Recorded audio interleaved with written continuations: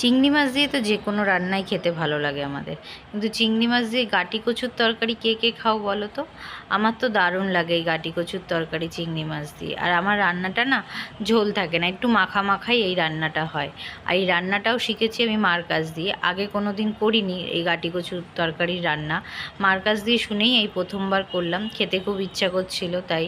আর আমার শ্বশুরবাড়িতে গাটি কচু সেরম কেউ পছন্দ করে না বলে তাই আমার শাশুড়ি এই রান্নাটাও কোনো দিন শেখায়নি, তার জন্য মার কাছ দিয়ে শিখে করলাম। মা বলল সেটা শুনে শুনেই আজকে রান্নাটা করলাম। খেতে কিন্তু খুব একটা খারাপ হয়নি, প্রথমবার রান্নাতেই ভালোই হয়েছিল খেতে। তোমরাও একবার চাইলে আমার মতন এইভাবে রান্না করে ট্রাই করে দেখতেই পারো, খারাপ লাগবে না।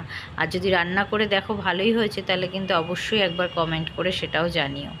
এ দেখো না, প্রথমে গাটি কচুগুলোকে ভালোভাবে কেটে ধুয়ে নিয়েছি। আর গাটি কচুগুলো বড় বড় টুকরো ছিল বলে আমি দু টুকরো করে ধুয়ে একটুখানি হালকা গরম জলে বয়েল করে জল ঝরিয়ে নিয়েছি। আর এখানে সর্ষের তেল গরম করে কড়াইতে ধুয়ে নুন হলুদ মেখে রাখা চিংড়ি মাছগুলোকে ভেজে নিচ্ছি। আর চিংড়ি মাছগুলো আমার বড় বড় ছিল বলে এগুলোকেও আমি দু টুকরো করে নিয়েছি।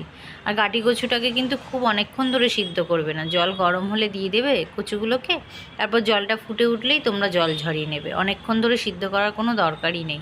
চিংড়ি মাছগুলো বেশিক্ষণ তো ভাজা যায় না, কারণ শক্ত হয়ে যায়, তার জন্য হালকা 2-3 মিনিট ভেজে নিয়ে চিংড়ি মাছগুলোকে তুলে নিয়েছি। এবার ওই কড়াইতে আবার তেল দিয়ে দেবো। এবার ওই তেলটাও ভালোভাবে গরম করে নিয়ে তার মধ্যে আমি দিয়ে দেবো হচ্ছে মেথি ফোড়ন। মা বললো মেথি ফোড়ন দে, তাই আমি মেথি ফোড়নই দিয়েছি। তোমরা অন্য কোনো ফোড়ন যদি এরকম গাটি কচুর তরকারিতে দিয়ে থাকো সেটা কিন্তু জানিও, বা তোমরা কি ফোড়ন দিয়ে রান্না করো গাটি কচু সেটাও আমাকে কমেন্ট করে জানিও। একবার আমি নয় মেথি ফোড়নের জায়গায় অন্য কিছু ফোড়ন দিয়ে রান্না করে দেখবো কেমন হয়। তারপর ওই যে সিদ্ধ করে একটু কাঁচা লঙ্কা দিয়ে দিয়েছিলাম মেথির সাথে, আর ওই হালকা বয়েল করে রাখা কচুগুলোকে এবার তেলের মধ্যে দিয়ে হালকা নেড়ে চেড়ে নিলাম। এরপর এর মধ্যে দিয়ে দেবো একটু স্বাদ মতো লবণ, আর হচ্ছে হলুদ দিয়ে দেবো পরিমাণ মতো, দিয়ে আবার একটুখানি নেড়ে চেড়ে নেব কচুগুলোকে। আর এবার এটাকে আমি মিডিয়াম ফ্লেমে রেখে ঢাকা দিয়ে রান্না করব, মানে কচুটাকে ভাজা ভাজা করব। ওই ঢাকা দিয়ে ভাজা ভাজা করলে কি হবে, কচুটা যেটুকুনি সিদ্ধ হওয়া বাকি আছে সেটাও সিদ্ধও হয়ে যাবে ঢাকা দিয়ে করলে। আর একটুখানি ভাজা ভাজা ভালো হলে ভালোই হয়, তাই একটু ভাজা ভাজাও করে নিলাম কচুটাকে। দেখো আমার কিন্তু কচুটা ভাজা ভাজা হয়ে গেছে। এরকম ঢাকা দিয়ে দিয়ে 5 মিনিটের মতন আমি এটাকে কষিয়ে নিয়েছিলাম, তাতেই ভাজা ভাজা হয়ে গেছে। তারপর এর মধ্যে আমি একটুখানি টমেটো কুচি দিয়ে দেবো, আর দিয়ে দেবো হচ্ছে পরিমাণ মতো একটু জিরে বাটা। এবার এটাকেই ভালোভাবে কষিয়ে নেব, জিরেটাকে এর মধ্যে, জিরে আর টমেটোটাকে। গ্যাসের ফ্লেম কিন্তু এখনও আমার কমানোই, মিডিয়াম ফ্লেমেই রেখে দিয়েছি, বাড়াইনি। মিডিয়াম ফ্লেমে রেখেই এটাকে কষিয়ে নেব একটু 2-3 মিনিটের জন্য। এবার একটু ঢাকা দিয়ে দিই, তাহলে কি হবে, কষানোটা ভালো হবে। মশলার কাঁচা কাঁচা গন্ধটা যাওয়া অবধি আমরা এটাকে কষাবো। মিনিমাম ওই 2-3 মিনিটের মতন কষালেই মশলার কাঁচা গন্ধটা চলে যাবে। আবার ঢাকনা তুলে এবার আমি এর মধ্যে দিয়ে দিলাম, কষানো হয়ে যাওয়ার পর এর মধ্যে দিয়ে দিলাম আমি একটু ভেজে রাখা চিংড়ি মাছগুলোকে।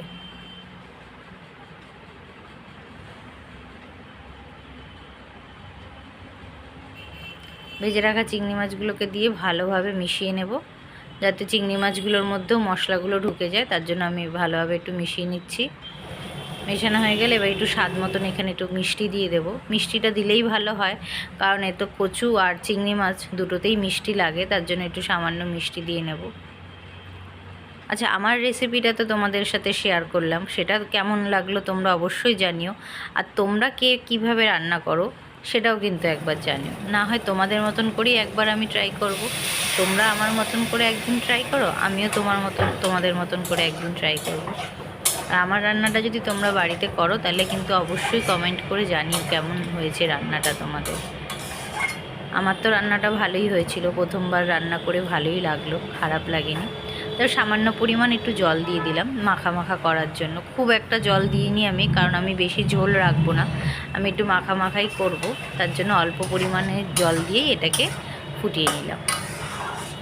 ব্যাস, ফুটে উঠে গেলেই আমাদের চিংড়ি মাছ দিয়ে গাটি কচুর তরকারি রেডি হয়ে যাবে। এবার ঠান্ডা করে এটাকে পরিবেশন করে ফেলো। কেমন লাগলো আজকে এই রেসিপিটা অবশ্যই একবার লাইক কমেন্ট করে জানিও।